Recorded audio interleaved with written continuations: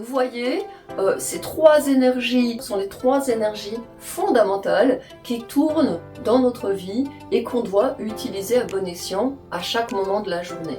Ici, en automne, et pour cette super pleine lune, on va nous demander vraiment, on nous demande, parce que je tourne vraiment pendant qu'on est dans ces énergies très fortes de cette super lune, on nous demande d'équilibrer, vous donner l'énergie en fait pour être bien à l'intérieur de vous.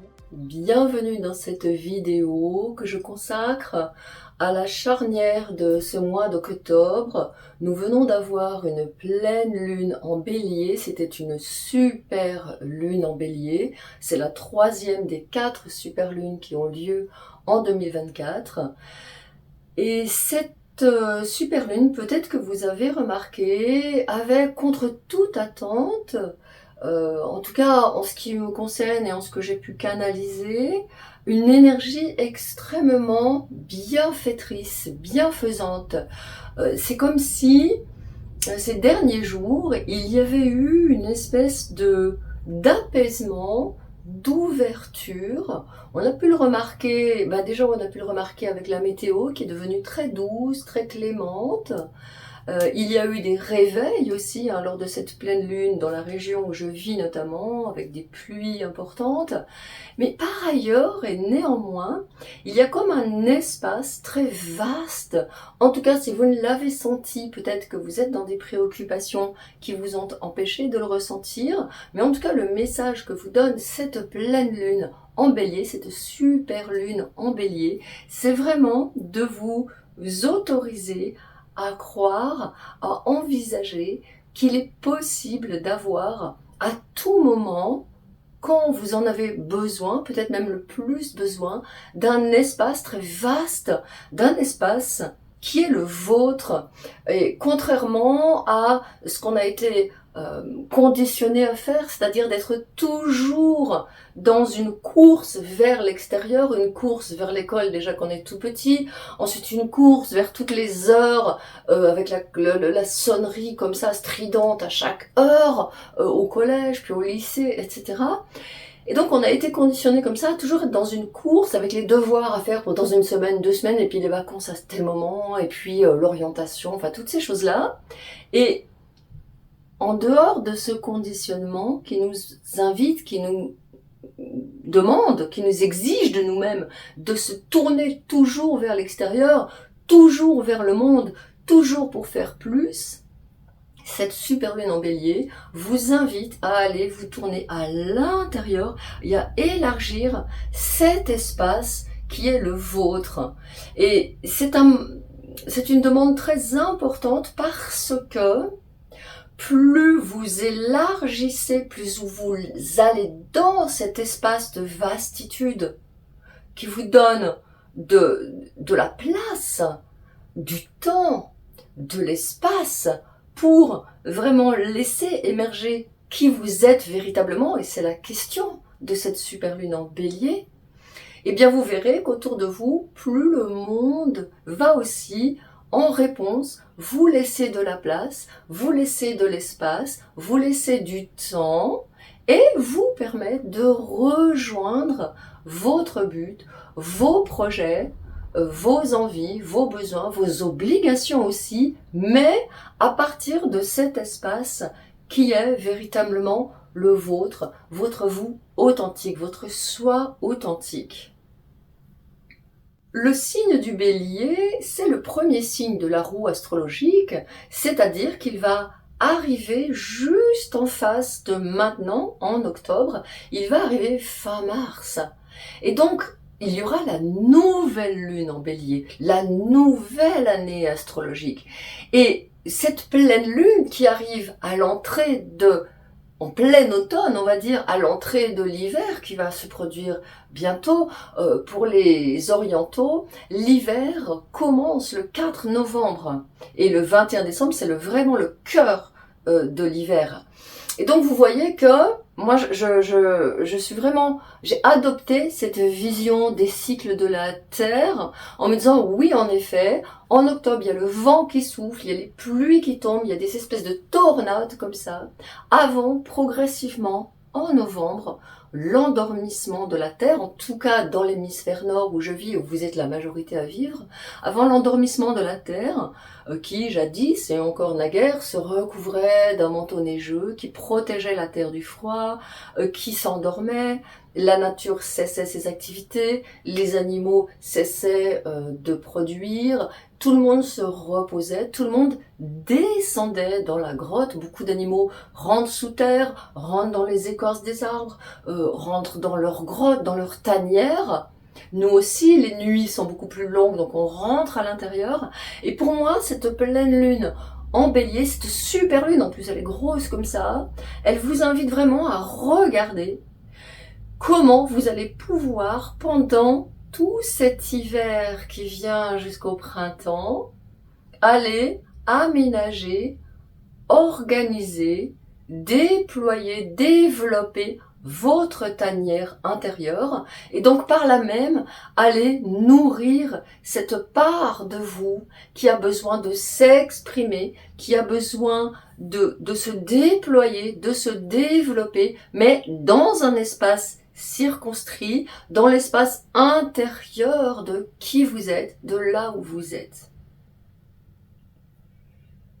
Septembre, c'était le mois de la récolte. Vous avez vu, en septembre, il y a toujours une profusion de fruits et de légumes. Et vous remarquerez que contrairement aux fruits d'été qui se consomment très très très vite, on va les cueillir sur l'arbre, on va ramasser les fraises, les mûres, les myrtilles, les framboises. Les fruits de l'automne sont des fruits qui se conservent. Quasiment tous les fruits de l'automne, si vous savez faire, si vous écoutez les recettes de nos grands-mères, vous avez des moyens de conserver vos carottes, vos pommes, vos oléagineux bien évidemment, vos courges, vos choux. Tout ça, ça va durer tout l'hiver. Vous allez pouvoir les stocker et les consommer régulièrement pendant l'hiver, avant le printemps. Donc pour moi, ce mabon, il a été le temps, peut-être en tout cas le mois de septembre, il a été le temps de faire un petit peu l'inventaire de tout ce qu'on avait récolté jusqu'à présent. Et ce mois d'octobre, avec cette super lune en bélier, va vous permettre de faire tranquillement le rangement de toutes ces qualités, de tous ces rêves aussi que vous avez, de tous ces accomplissements que vous avez déjà eus, de toutes ces choses que vous avez déjà réussi à réaliser.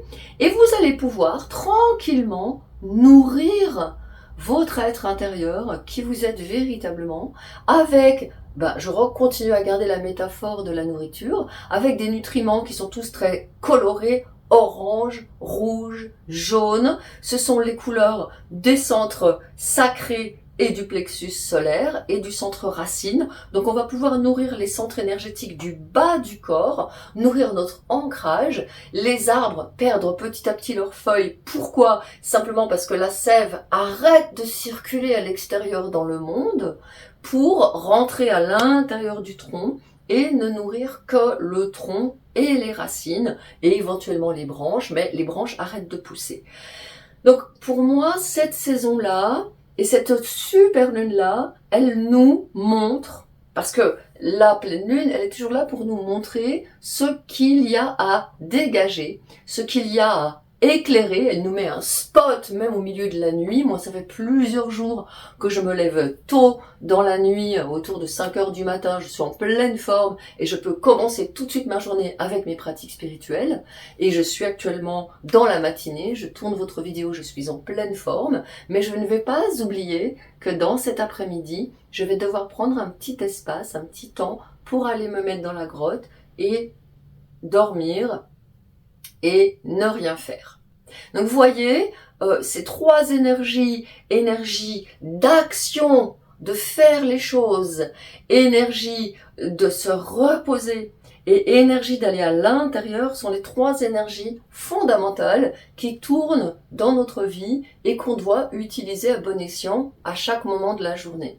Ici, en automne, et pour cette super pleine lune, on va nous demander vraiment, on nous demande, parce que je tourne vraiment pendant qu'on est dans ces énergies très fortes de cette super lune, on nous demande d'équilibrer Hein, ce feu du bélier, ce jaillissement du bélier, ça n'est pas le moment. Le jaillissement du bélier, il va simplement vous servir à pousser autour de vous les limites de vous-même, vous donner l'énergie en fait pour être bien à l'intérieur de vous, pour être bien dans votre espace, pour déployer cet espace, pour allumer ce feu intérieur, cette bougie intérieure que représente le bélier. Mais c'est le feu et la bougie intérieure de moi, du je, de qui je suis fondamentalement. C'est le premier signe et le bélier, c'est vraiment je suis.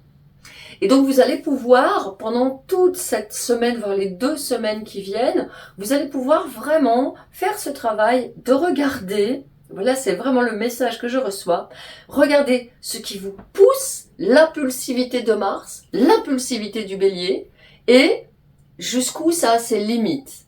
Ce qui va être des obstacles à mettre en place tout ça, et ce qui va aussi être insensé, c'est pas le moment. C'est pas le moment de partir dans tous les sens. C'est pas le moment de créer des super énormes nouveaux projets. Si vous avez un nouveau projet, vous allez voir que la vie va vous demander des délais, de la distance, du temps. Les choses se passent plus en douceur. Et donc, pour moi, l'impétuosité, la flamme, la dispersion, le jaillissement sont simplement actuellement, dans cette période de l'année, des vérifications, des occasions de vérifier ce qui est juste ou pas. Parce que le bélier, c'est le je, et le je, c'est souvent notre personnalité, la personne qu'on est, et comme je l'ai dit en début de vidéo, la personne qu'on a été conditionné à être. Et de voir si cette impulsion à faire les choses, elle vient de votre être, de votre cœur, de votre âme, et vous savez ça quand ça s'élargit, quand ça s'apaise, quand c'est joyeux, ou alors si ça vient de vos conditionnements, de je dois faire ça, et derrière vous vous coltinez des douleurs, une maladie, quelque chose qui va venir comme ça, faire un obstacle. Le corps va dire « Ah, tu veux faire ça ? Oui, mais moi je veux pas. » Mon âme, mon cœur, mon corps ne veulent pas, et c'est là que surviennent les problèmes dans le corps. Donc vous allez voir pendant ces semaines, et c'est intéressant parce que il va y avoir le soleil qui entre en Scorpion le 22-23 octobre, et le Scorpion est aussi en astrologie traditionnelle gouverné par la planète Mars, qui elle aussi gouverne le Bélier. Mais c'est une toute autre énergie.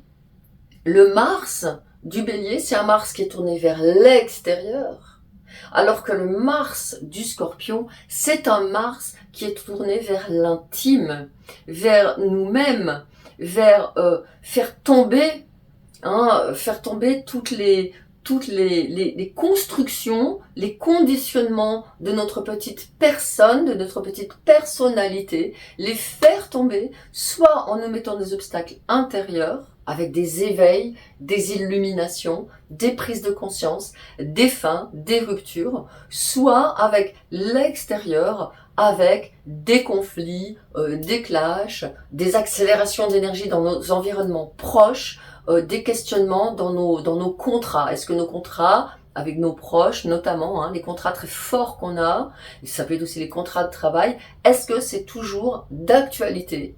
Qu'est-ce que ça me fait toujours dans le corps? Le je qui s'exprime avec ce Mars en Bélier va pouvoir continuer à s'exprimer avec le signe du Scorpion à partir du 23 octobre, mais à la différence que là, il est accompagné aussi de la planète Pluton. Et Pluton, on en reparlera plus tard quand ce sera le moment de venir à ce passage au mois d'octobre, à ce passage du soleil en octobre. Et là, Pluton, il est là aussi pour faire exploser les trucs qui marchent plus, quoi. Mais pour l'instant, on bénéficie d'un excellent soleil en Balance qui va nous permettre, justement, et qui nous permet depuis le 21-22 septembre, ça dépend où vous êtes sur la planète, mais ce soleil en Balance, et j'en ai parlé longuement dans la vidéo du mois d'octobre, pour ce mois d'octobre, j'ai parlé longuement de ce mois d'octobre, de l'éclipse qu'il y avait eu déjà au mois de septembre, et puis cette éclipse de soleil qu'il y a eu le 2 octobre justement dans le signe de la balance, où encore une fois, une éclipse de soleil c'est quoi? Ben c'est simplement l'astre qui vient se mettre devant le soleil et qui nous dit « Eh oh, l'équilibre, ok, on nous demande d'être dans un monde qui va toujours plus vite, qui nous demande toujours plus, dans un monde qui est anxiogène, et là, de nous dire « Ok, qu'est-ce que je fais avec ça ?» Comment je me crée un espace où je suis en équilibre avec les besoins du monde, les demandes du monde, les injonctions même parfois du monde et mes propres besoins. Et cette super lune en bélier, elle vient justement mettre encore un phare sur ce moi intérieur, sur mes besoins intérieurs.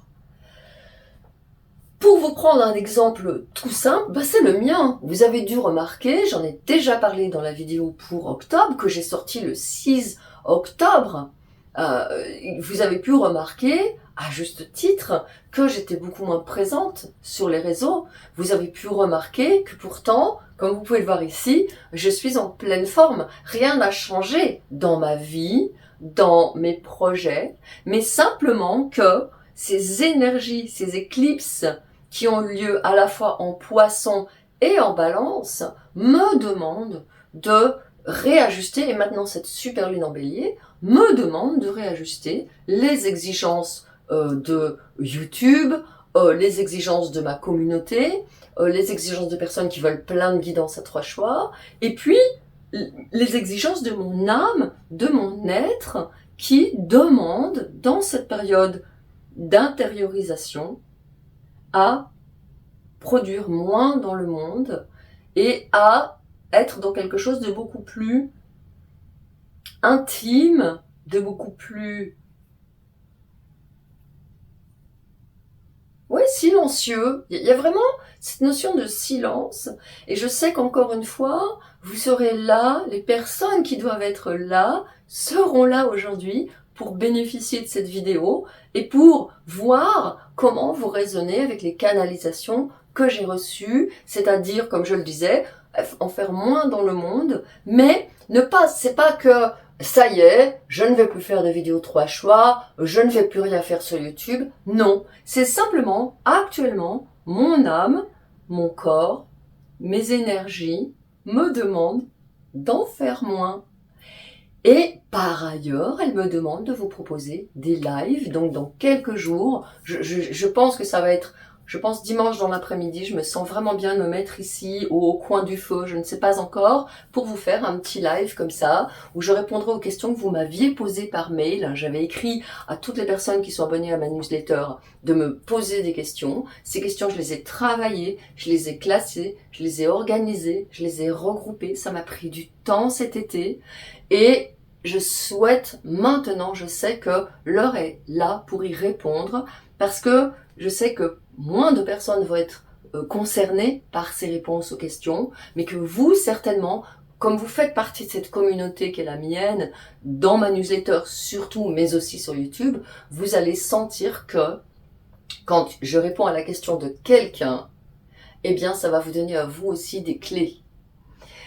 Donc, voilà pour cette super lune. Je regarde, je prends un petit instant, et si vous voulez le prendre avec moi pour aller à l'intérieur regarder si j'ai encore un message qui me vient.